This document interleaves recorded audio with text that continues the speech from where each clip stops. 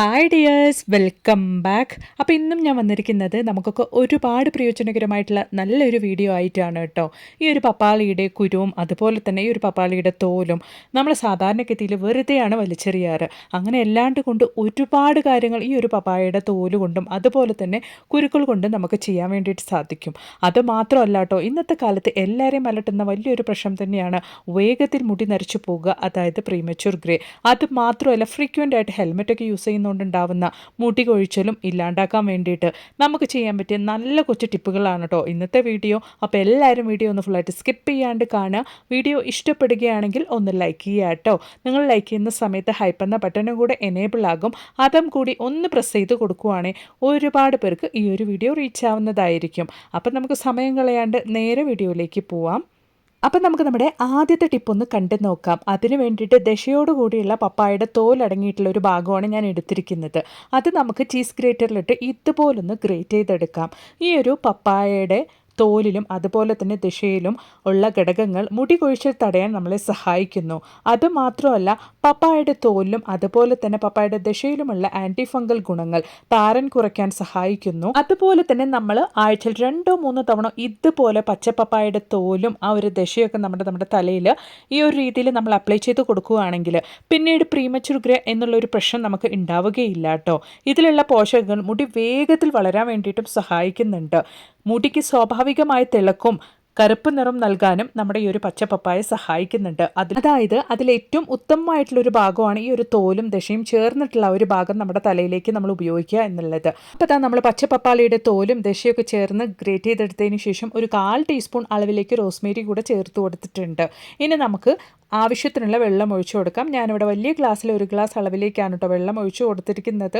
എന്നിട്ട് നമുക്ക് ലോ ഫ്ലെയിമിലിട്ട് നല്ല രീതിയിൽ തന്നെ ഒന്ന് കുക്ക് ചെയ്തെടുക്കണം. അതായത് നമ്മൾ ഗ്രേറ്റ് ചെയ്ത് ചേർത്തിരിക്കുന്ന പച്ചപ്പപ്പാളിയും അതുപോലെ തന്നെ റോസ്മേരിയുടെ എസെൻസ് ഒക്കെ നല്ല രീതിയിൽ വെള്ളത്തിൽ ഇറങ്ങത്തക്ക രീതിക്ക് നിങ്ങൾ ലോ ഫ്ലെയിമിലിട്ടിട്ട് വേണം കേട്ടോ കുക്ക് ചെയ്തെടുക്കാൻ വേണ്ടിയിട്ട്. ഒരു 10 മിനിറ്റ് സമയത്തേക്ക് നമ്മൾ ലോ ഫ്ലെയിമിലിട്ട് കുക്ക് ചെയ്തെടുക്കുമ്പോൾ തന്നെ നല്ല രീതിയിൽ അതിൻ്റെ എസെൻസ് ആ ഒരു വെള്ളത്തിലേക്ക് ഇറങ്ങി കിട്ടുന്നതായിരിക്കും. അന്നതിന് ശേഷം നമുക്ക് ഫ്ലെയിം ഓഫ് ചെയ്യാവുന്നതാണ് കേട്ടോ. അപ്പോൾ ആ 10 മിനിറ്റ് സമയം കഴിഞ്ഞതിന് ശേഷം നമ്മുടെ സൊല്യൂഷൻ, അതായത് നമ്മൾ റെഡിയാക്കിയ ഒരു ഹെയർ സിറം നന്നായിട്ടൊന്ന് ആറി വന്നിട്ടുണ്ട്. നമുക്ക് ഇതുപോലെ ഒരു പാത്രത്തിലേക്കൊന്ന് ഫിൽറ്റർ ചെയ്ത് മാറ്റാം. അതിനുശേഷം ഒരു സ്പ്രേ ബോട്ടിലിനകത്തോട്ടേക്ക് ഒഴിച്ചതിന് ശേഷമാണ് നമ്മളിത് ഉപയോഗിക്കാൻ വേണ്ടിയിട്ട് പോകുന്നത്. ഈ ഒരു ഹെയർ സിറം നിങ്ങൾ ആഴ്ചയിൽ 2-3 തവണ നിങ്ങളുടെ തലയിൽ സ്പ്രേ ചെയ്ത് കൊടുത്തതിന് ശേഷം നന്നായിട്ടൊന്ന് മസാജ് ചെയ്ത് കൊടുക്കുക കേട്ടോ. ഇത് തലയിൽ സ്പ്രേ ചെയ്ത് കൊടുത്തതിന് ശേഷം മുടി കഴുകി കളയണം എന്നുള്ളതൊന്നുമില്ല, അങ്ങനെ തന്നെ നിങ്ങൾക്ക് വിടാവുന്നതാണ്. രാത്രി കിടക്കുന്നതിന് മുമ്പായിട്ടും നിങ്ങൾക്ക് ഇത് തലയിൽ അപ്ലൈ ചെയ്തിട്ട് നന്നായിട്ട് മസാജ് ചെയ്തിട്ട് നിങ്ങൾക്ക് കിടക്കാവുന്നതാണ് കേട്ടോ. നല്ല രീതിയിൽ തന്നെ മുടിയുടെ ഏതൊരു പ്രശ്നത്തിനും പരിഹാരമായിട്ട് മാറുന്ന ഒരു കിഡിലൻ സിറമാണ്. ട്രൈ ചെയ്ത് നോക്കുക കേട്ടോ. അപ്പോൾ ഇനി നമുക്ക് നമ്മുടെ അടുത്ത ടിപ്പൊന്ന് കണ്ടു നോക്കാം. അതിന് വേണ്ടിയിട്ട് പച്ചപ്പപ്പാളിയുടെ സീഡാണ് കേട്ടോ ഞാനിവിടെ എടുത്തിരിക്കുന്നത്. നല്ല ഫ്രഷ് ആയിട്ടുള്ള ആ ഒരു കുരുക്കൾ തന്നെയാണ് ഞാൻ എടുത്തിരിക്കുന്നത്. നമ്മളെടുത്ത ആ ഒരു പച്ചപ്പപ്പാളിയുടെ കുരുക്കൾ നമുക്ക് ഇതുപോലെ ഇടികളിലിട്ട് ജസ്റ്റ് ഒന്ന് പ്രസ് ചെയ്ത് കൊടുക്കുമ്പോൾ തന്നെ നന്നായിട്ട് നമുക്ക് ഇതുപോലെ ഈ ഒരു പരുവത്തിൽ നമുക്ക് റെഡിയായി കിട്ടും. അതിന് ശേഷം നമ്മൾ റെഡിയാക്കിയ ഈ ഒരു പപ്പാളിയുടെ കുരു കൊണ്ട് നമ്മൾ എന്താ ചെയ്യാൻ വേണ്ടിയിട്ട് പോകുന്നത് എന്നുള്ളതൊന്ന് കണ്ടു നോക്കാം. ഏകദേശം ഒരു 1/4 ടീസ്പൂൺ അളവിലേക്ക് തന്നെ നമുക്ക് കിട്ടിയിട്ടുണ്ട്. അത് നമുക്ക് ഇതുപോലെ ചിരാതിലേക്കൊന്ന് ഇട്ട് കൊടുക്കാം.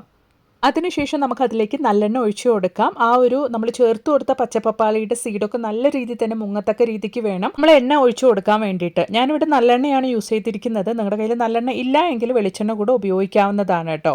അപ്പോൾ നമ്മൾ നല്ലെണ്ണ ഒഴിച്ചു കൊടുത്തതിന് ശേഷം ഒരു 10 മിനിറ്റ് സമയത്തേക്ക് അങ്ങനെ തന്നെ ഒന്ന് റെസ്റ്റ് ചെയ്യാൻ വേണ്ടിയിട്ട് വെക്കാം. അപ്പോഴാണ് നല്ല രീതിയിൽ തന്നെ നമ്മൾ ചതച്ച് ചേർത്ത ആ ഒരു പച്ചപ്പപ്പാളിയുടെ കുരുവിൻ്റെ എസെൻസ് ഒക്കെ ആ ഒരു എണ്ണയിലേക്ക് ഇറങ്ങി കിട്ടുകയുള്ളൂ. അതിന് വേണ്ടിയിട്ടാണ്.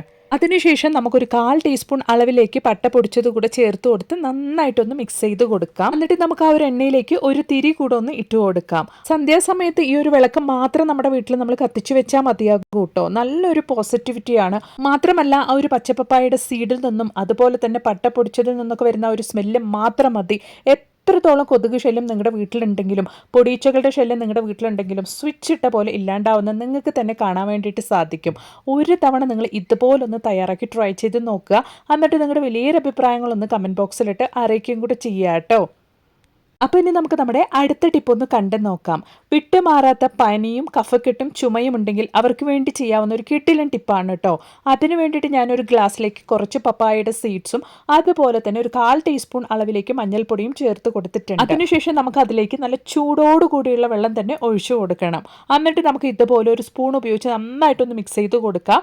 എന്നിട്ട് ആ ഒരു ഫ്രഷ് ആയിട്ടുള്ള സീഡ് ആയതുകൊണ്ട് തന്നെ നമ്മൾ ആ ഒരു സ്പൂൺ ഉപയോഗിച്ച് ലൈറ്റായിട്ടൊന്ന് പ്രസ് ചെയ്ത് കൊടുക്കുക. അപ്പോൾ നമുക്ക് ആ ഒരു സീഡിൽ നിന്നും നല്ല രീതിയിൽ അതിലുള്ള ആ ഒരു എസെൻസ് ഒക്കെ ആ ഒരു വെള്ളത്തിലേക്ക് ഇറങ്ങി കിട്ടും. അതിന് വേണ്ടിയിട്ടാണ് ഇതുപോലെ ജസ്റ്റ് ഒന്ന് ആ ഒരു സ്പൂൺ ഉപയോഗിച്ച് നിങ്ങൾ പ്രസ് ചെയ്ത് കൊടുത്താൽ മാത്രം മതിയാകും.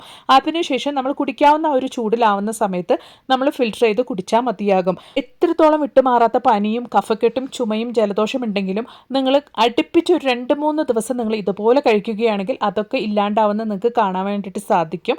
ഉറപ്പായിട്ടൊന്ന് ട്രൈ ചെയ്ത് നോക്കുക കേട്ടോ. ഇനി കുട്ടികൾക്കാണ് നിങ്ങളിത് കൊടുക്കുന്നതെങ്കിൽ ഒരു 1/2 ടീസ്പൂൺ അളവിലേക്ക് കൊടുത്ത് നോക്കുക കേട്ടോ. ആദ്യമേ നിങ്ങൾ ഈ ഒരു മരുന്ന് കഴിക്കുന്നവരാണെങ്കിൽ കുറച്ച് മാത്രം ഒന്ന് കഴിച്ചു നോക്കുക. അന്നതിന് ശേഷം നിങ്ങൾക്ക് കണ്ടിന്യൂ ചെയ്യാവുന്നതാണ്. ട്രൈ ചെയ്ത് നോക്കുക കേട്ടോ. പിന്നെ നമുക്ക് വളരെ ഈസി ആയിട്ടും പെട്ടെന്നും ചെയ്യാൻ പറ്റിയ ഒരു കിടിലൻ പപ്പാളിയുടെ റെസിപ്പി ഒന്ന് കണ്ടു നോക്കിയാലോ. ഈ ഒരു രീതിയിൽ നിങ്ങൾ ചെയ്യുകയാണെങ്കിൽ വേറെ കറികളുടെ ആവശ്യമൊന്നുമില്ല കേട്ടോ. അപ്പോൾ അതെങ്ങനെയാണ് ചെയ്യുന്നതെന്നുള്ളത് നമുക്കൊന്ന് കണ്ടു നോക്കാം. അതിന് വേണ്ടിയിട്ട് ഞാൻ കടായി അടുപ്പിലേക്ക് വെച്ച് കൊടുത്തിട്ടുണ്ട്. അതിലേക്ക് 1 ടീസ്പൂൺ അളവിലേക്ക് കോക്കനട്ട് ഓയിലാണ് കേട്ടോ ഒഴിച്ച് കൊടുക്കുന്നത്. ഓയിലൊന്ന് നന്നായിട്ട് ചൂടായതിനു ശേഷം നമുക്ക് കടുകിട്ട് കൊടുക്കാം. അതിനുശേഷം ചെറിയൊരു കൈപ്പിടി അളവിലേക്ക് കറിവേപ്പില ഇട്ട് കൊടുക്കാം. അതൊക്കെ നന്നായിട്ടൊന്ന് ചൂടായി വരുന്ന സമയത്ത് നമുക്കൊരു 1/4 ടീസ്പൂണിനും കുറഞ്ഞ അളവിലേക്ക് മഞ്ഞൾപ്പൊടി ഇട്ട് കൊടുക്കാം. മഞ്ഞൾപ്പൊടി നന്നായിട്ടൊന്ന് ചൂടായി വന്നതിന് ശേഷം നമ്മൾ കഴുകി വൃത്തിയാക്കി അരിഞ്ഞു വെച്ചിരിക്കുന്ന നമ്മുടെ പപ്പാളി നമുക്കതിലേക്ക് ഇട്ട് കൊടുക്കാം. എണ്ണിലടങ്ങാത്ത ഗുണങ്ങൾ തന്നെയുണ്ട് കേട്ടോ ഈ ഒരു പച്ചപ്പപ്പാളിക്ക്. അത് ഓൾറെഡി ഞാനിട്ട വീഡിയോയിലും പറഞ്ഞിട്ടുണ്ട്. ഈ ഒരു വീഡിയോയിലും ഞാനത് ഉൾപ്പെടുത്തിയിട്ടുണ്ട്. നിങ്ങൾ ജസ്റ്റ് ഒന്ന് ഗൂഗിൾ ചെയ്ത് നോക്കുകയാണെങ്കിൽ നിങ്ങൾക്കും അത് മനസ്സിലാക്കാൻ വേണ്ടിയിട്ട് സാധിക്കും. അപ്പോൾ അതാ ഞാൻ ആ ഒരു പച്ചപ്പപ്പാളി കഴുകി വൃത്തിയാക്കി അതും കൂടെ അതിലേക്ക് ഇട്ട് കൊടുത്തിട്ടുണ്ട്.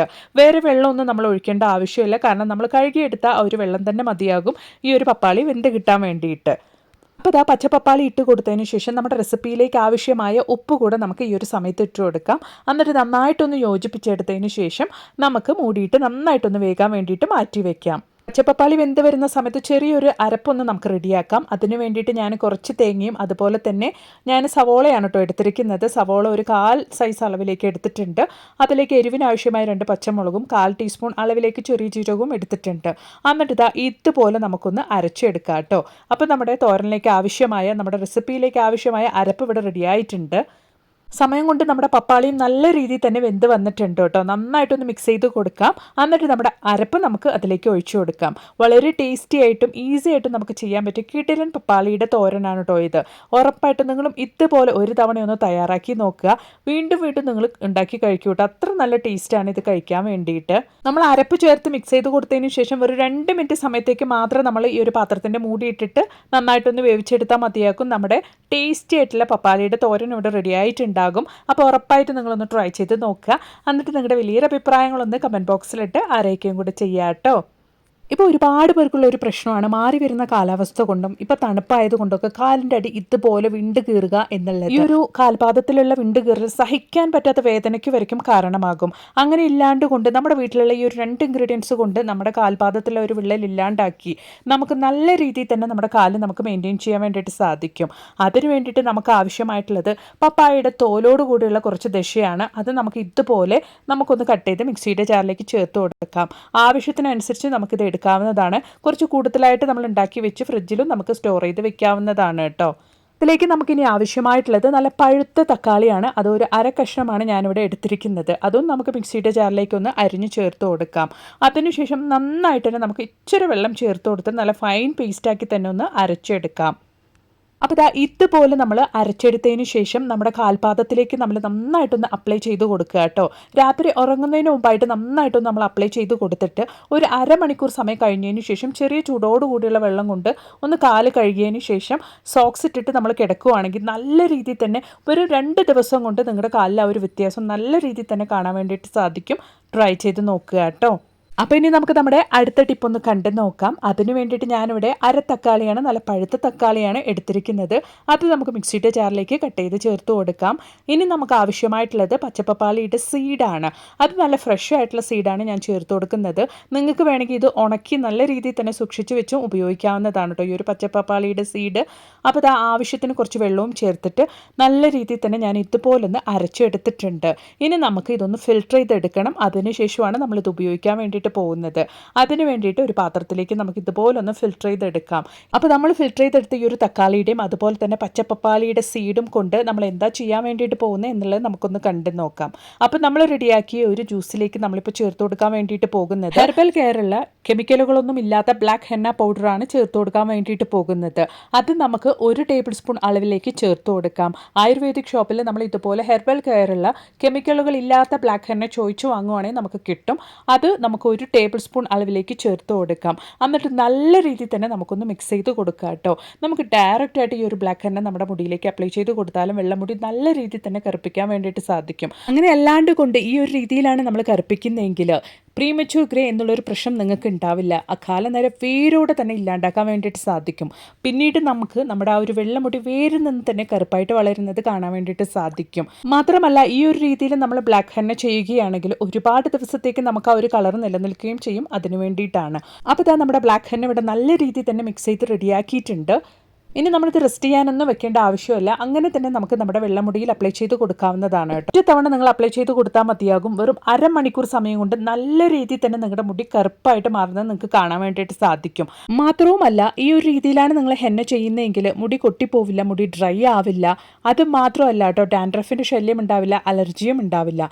നല്ല രീതിയിൽ തന്നെ മുടി വളരാനും തുടങ്ങും. നല്ല തിക്കായിട്ടും അടർത്തിയായിട്ടും നിങ്ങളുടെ മുടി വളരാൻ വേണ്ടിയിട്ട് തുടങ്ങും. എൻ്റെ ഫ്രണ്ടായ ആയുർവേദിക് ഡോക്ടർ പറഞ്ഞൊരു കിഡിലൻ മെത്തേഡാണ് കേട്ടോ ഇത്. നല്ല റിസൾട്ടും കിട്ടുന്നുണ്ട് ഉറപ്പായിട്ടും. ഇനി നിങ്ങൾ ഹെയർ ഡേ ചെയ്യുന്ന സമയത്ത് ഈ ഒരു മെത്തേഡ് ഒന്ന് ട്രൈ ചെയ്ത് നോക്കുക. അപ്പം നിങ്ങൾക്കും ആ ഒരു വ്യത്യാസം കാണാൻ വേണ്ടിയിട്ട് സാധിക്കും.